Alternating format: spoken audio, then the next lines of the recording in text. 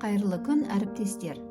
Қашықтықтан оқытуға байланысты оқушылардан кері байланыс алудың оңтайлы жолы WhatsApp желісі. Қазіргі таңда WhatsApp желісі оқушы үшін де, мұғалім үшін де қолжетімді.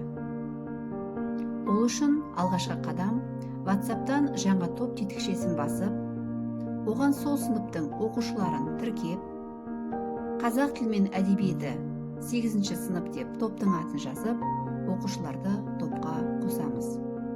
Сол арқылы оқушылармен түрлі жазба немесе смайликтер арқылы кері байланыс жасауға болады. Оқушылар WhatsApp желісі арқылы сіздің әр сабағыңызға, үй тапсырмасын орындауға түрлі кері байланысты берудің ең оңтайлы жолы деп білеміз. Олай болса, іске сәт, әріптестер.